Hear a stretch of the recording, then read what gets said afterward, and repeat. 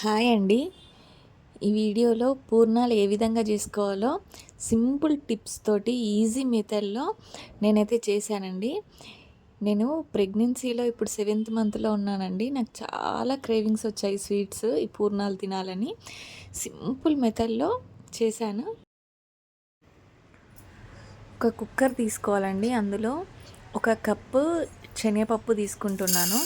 మనం ఏదైనా ఒక సైజ్‌కి ఒక కప్పు గానీ, ఒక గ్లాస్ గానీ మనం పక్కన పెట్టుకోవాలండి. అయితే వీటిని శుభ్రంగా ఒక 2, 3 టైమ్స్ వాష్ చేసుకున్నాను పప్పుని.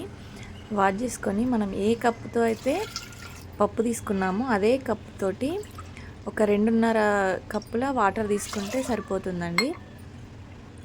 2.5 కప్పుల వాటర్ తీసుకొని స్టవ్ని మీడియం టు లో ఫ్లేమ్లో పెట్టుకొని మనం కుక్ చేసుకోవాలి.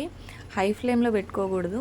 మీడియం టు సిమ్లో పెట్టుకొని ఒక 3-4 విజిల్స్ వచ్చే వరకు మనం పప్పుని ఉడికించుకోవాలండి. మెత్తగా ఉడికే వరకు ఉడికించుకుంటే సరిపోతుంది. చూడండి, మొత్తం ఇందులో గాలి అంతా వెళ్ళిపోయేంత వరకు స్టవ్ ఆఫ్ చేసుకొని పక్కన పెట్టేసుకోవాలి. స్పూన్తో కానీ ఇట్లా పైకి అనకుండా తనంతట తానే వెళ్ళిపోయేంత వరకు గాలి ఉంచాలి. చూడండి, నాకు 4 విజిల్స్ అయితే పట్టినాయి. ఈ విధంగా మెత్తగా ఉడకాలి. మెత్తగా ఉడికితే పర్ఫెక్ట్గా వస్తుందండి మనకు. ఒక మిక్సీ జార్ తీసుకొని ఇలా చిల్లులున్న గరిటె కానీ లేదంటే గిన్నెలోకి పప్పునంతా తీసుకొని పప్పులో ఉన్న ఎక్స్ట్రా వాటర్ అంతా తీసేయాలి. ఎక్స్ట్రా వాటర్ వేసి పప్పు మిక్సీ పడితే చాలా మెత్తగా అయిపోతుంది. మనం పూర్ణాలు చేసుకోవడానికి సరిగ్గా ఉండదండి. అందుకోసమని ఇలా చిల్లుల గరిటె కానీ చిల్లుల గిన్నెలో కానీ పప్పు వేసుకొని వాటర్ అంతా తీసేయాలి. తీసేసుకొని మొత్తం ఇందులో మిక్సీ జార్లోకి వేసుకోవాలి. ఈ మిక్సీ జార్లో వేసుకొని ఆ పప్పు కూడా మొత్తం చల్లారేంత వరకు పక్కన పెట్టేసుకోవాలి. అందులో 2 ఇలాచీలు వేసుకొని చల్లారిన తర్వాత మిక్సీ పట్టేసుకోవాలండి. ఈ విధంగా మెత్తగా మిక్సీ పట్టేసుకొని ఒక గిన్నెలో పెట్టుకొని పక్కన పెట్టుకోవాలి. ఇప్పుడు మనం షుగర్ సిరప్ అయితే రెడీ చేసుకుందాము. మీకు ఇంట్రెస్ట్ ఉంటే బెల్లంతో కూడా చేసుకోవచ్చు. మనం ఏ కప్పుతో అయితే పప్పు తీసుకున్నామో అదే కప్పుతో సరిగ్గా అదే కప్పుతో మనం షుగర్ తీసుకుంటే సరిపోతుంది. నేను వాటర్ అయితే 1/2 కప్పు తీసుకున్నాను. మీరు అన్నీ తీసుకోవాల్సిన అవసరం లేదు, కొన్ని తీసుకున్నా సరిపోతుంది. వాటర్ ఎక్కువ అయితే ఏం చేయాలంటే సిమ్లో పెట్టుకొని మనం పప్పు వేసిన తర్వాత పల్చగా అవుతుంది. సిమ్లో పెట్టుకొని మనం లో ఫ్లేమ్లో పెట్టుకొని కలుపుతూ ఉంటే పూర్ణం అనేది గట్టి పడుతుంది. అందుకే వాటర్ అనేది కొన్ని వేసుకోవాలి. నాకు కొన్ని ఎక్కువ పడ్డాయి. కొంచెం పల్చగా అయిందని టెన్షన్ పడాల్సిన అవసరం ఏం లేదండి. సిమ్లో లేదంటే మీడియం ఫ్లేమ్లో పెట్టుకొని మాడకుండా కింద అడుగంటకుండా కలుపుతూ ఉండాలి.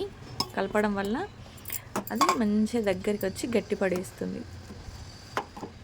చూడండి, పల్చగా అనిపిస్తుంది. కలిపిన కొద్దీ పల్చగా అనిపిస్తుంది. ఇలా పల్చగా అయిందని భయపడాల్సిన అవసరం ఏం లేదు. మీడియం ఫ్లేమ్లో పెట్టుకొని కానీ కలుపుతూనే ఉండాలి. మనం స్టవ్ దగ్గరే ఉండాలి. ఈ విధంగా మంచిగా కలుపుకోవాలండి.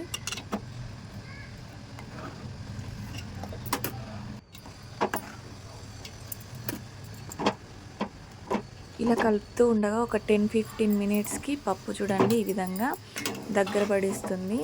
అంతే, అడుగేయమంటకుండా మనం హై ఫ్లేమ్లో పెట్టి కలపకుండా ఉంటే మాత్రం అడుగంటేస్తుంది. మీడియం ఫ్లేమ్లో పెట్టుకొని కలుపుతూనే ఉండాలి. ఇలా కలపడం వల్ల పప్పు అంతా దగ్గరికి వస్తుంది. ఈ విధంగా దగ్గరికి వచ్చిన తర్వాత స్టవ్ ఆఫ్ చేసుకోవాలి. దీన్ని పక్కన పెట్టేసుకోవాలండి. ఇది పూర్తిగా చల్లారితేనే మనం పూర్ణాలు వేసుకోవడానికి ఈజీగా ఉంటుంది. నెక్స్ట్ ఇప్పుడు పిండి కలుపుకోవడానికి నేనైతే ఒక 1 కప్పు శనగపిండి తీసుకున్నాను జల్లించి. అందులో టేస్ట్కి తగ్గట్టుగా సాల్ట్, కొంచెం కారము, కొంచెం సోడా వేసుకొని కొన్ని వాటర్ వేసుకొని కలిపేసుకోవాలండి. ఇలా కారం, ఉప్పు వేయడం వల్ల పైన కొంచెం కారం లోపల తీయగా చాలా బాగుంటుంది టేస్ట్ అయితే. ఈ విధంగా మనం దోశ బ్యాటర్ ఎలా తయారు చేస్తామో ఆ విధంగా తయారు చేసుకోవాలి. చూడండి, వీడియోలో చూపించిన విధంగా రెడీ చేసుకోవాలండి. రెడీ చేసుకొని పక్కన పెట్టేసుకోవాలి. ఇప్పుడు డీప్ ఫ్రైకి సరిపడేంత ఆయిల్ కడాయిలో తీసుకొని మీడియం ఫ్లేమ్లో పెట్టుకొని వేడి చేసుకోవాలి. ఇప్పుడు మనం చేసుకున్న పూర్ణాన్ని చిన్న చిన్న ఉండలుగా చేసుకొని మనం కలిపి పెట్టుకున్న పిండిలో ఈ విధంగా వేసుకోవాలి. వేసుకొని పక్కన పెట్టేసుకోవాలి. ఇప్పుడు ఆయిల్ అయితే వేడైందండి. వేడైందో లేదో ఒకసారి చిన్నగా పిండి వేసుకొని ట్రై చేయాలి. చూస్తే చూడండి మంచిగా వేడెక్కింది. ఇప్పుడు మనం కలిపి పెట్టుకున్నాం కదా ఆ పిండిలో ఆ పూర్ణాలు వేసుకున్నాం కదా వాటిని ఈ విధంగా 1 బై 1 ఈ డీప్ ఫ్రైగా చేసేసుకోవాలి. ఆయిల్ బాగా వేడెక్కితేనే మనకు పూర్ణాలు అనేవి మంచిగా వస్తాయండి. మీడియం టు హై ఫ్లేమ్లో పెట్టుకొని మంచి కలర్ వచ్చేంత వరకు వీటిని ఫ్రై చేసుకుంటే చాలా బాగుంటాయి. మనం పిండి ఎప్పుడు కానీ బాగా పల్చగా కలపొద్దు. పల్చగా కలిపితే పూర్ణం అనేది బయటకు వచ్చి ఆయిల్లో పడిపోతుంది. అంత టేస్ట్ కూడా అంత బాగా అనిపించదు. చూడండి ఎక్కడ కూడా పగుళ్ళు అనేవి ఏం లేకుండా చాలా నీట్గా మంచిగా వస్తాయండి. ఈ విధంగా సింపుల్గా ఎప్పుడు కానీ పిండిని పల్చగా కలుపుకోకూడదు. చూడండి ఈ విధంగా ఈ కలర్లో వస్తే సరిపోతుంది. అంతే. తీసేసుకొని ఒక టిష్యూ వేసుకోవాలి. మనం ఏ బౌల్లో అయితే వేసుకుంటున్నామో అందులో 2-3 టిష్యూలు వేసుకొని అందులో వీటిని వేసుకుంటే ఎక్స్ట్రా ఏదైనా ఆయిల్ ఉన్నా కానీ టిష్యూ పేపర్ అనేది పీల్ చేసుకుంటుందండి. చూడండి ఈ కలర్ వచ్చేంత వరకు మనం మీడియం టు హై ఫ్లేమ్లో పెట్టుకొని వీటిని ఫ్రై చేసుకోవాలి. ఇదే విధంగా మిగతా పిండిని కూడా వేసేసుకుంటే సరిపోతుంది. చాలా బాగుంటుంది. టేస్ట్ అయితే సూపర్గా ఉంటుంది. ఇంకా మిగిలిన పిండి ఏమైనా పూర్ణం ఉంటే ఫ్రిడ్జ్లో పెట్టుకొని 1-2 డేస్ కూడా యూజ్ చేసుకోవచ్చు. కొంతమంది శనగపిండితో కాకుండా గోధుమ పిండితో కూడా చేసుకుంటారు. ఇంకా దోశ బ్యాటర్తో కూడా చేసుకుంటారు. టేస్ట్ ఎలా చేసుకున్నా కూడా బాగుంటుంది.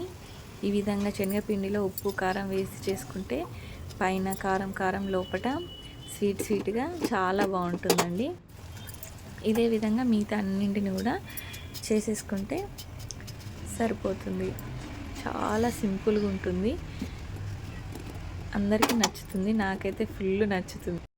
వీడియో నచ్చినట్లయితే నా ఛానల్ని సబ్స్క్రైబ్ చేసుకోండి. Thank you.